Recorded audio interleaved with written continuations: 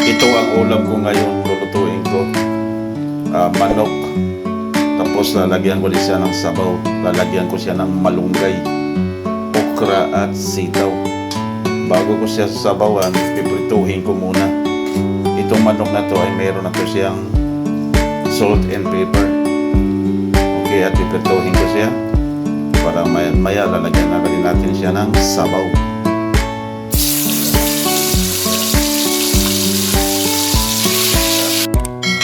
At ready na po ang ating sabaw. Ayan, meron ng lumalangoy na kamatis, sibuyas at luya. At ngayon ilalagay na po natin yung ating pinipritong manok. Okay, so, masarap po ito kahit simpleng luto lang. At ito ang ating mga gulay. Yun, meron tayong 2 pirasong sili dito, kay sitaw, saka okra. At ito ang pinaka natin, malunggay. Okay, maya't maya pag naluluto na yung manok natin, ilalagay na po natin ito sabay-sabay na dahil pare-parehas naman silang madaling lumambot. Actually yung manok na yun, half cook lang siya pagka deep fried para pag pinakulo natin siya dito, magkaroon siya ng masarap na lasa. Ngayon, timplahan natin siya ng patis. Hop. Bang. At uwisikan din siya ng konting asin.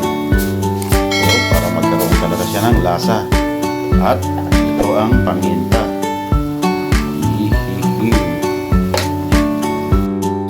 At titikman natin kung tama na bang lasa.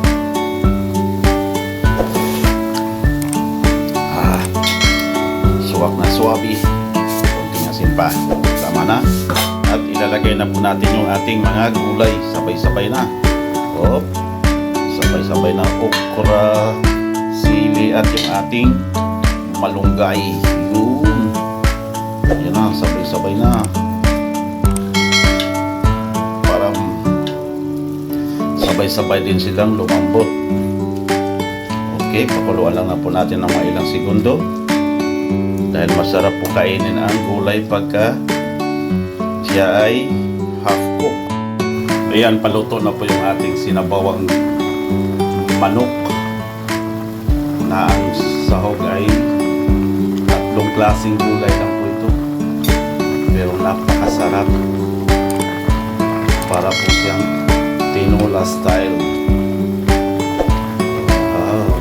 Yummy. Ayun, ready to serve na po yung ating ulam. At sana po nagugustuhan po ninyo ang ating binabahaging video po sa inyo. Hanggang dito na lang po. Sana po nag-i-enjoy po kayo dito. Maraming salamat po sa inyo.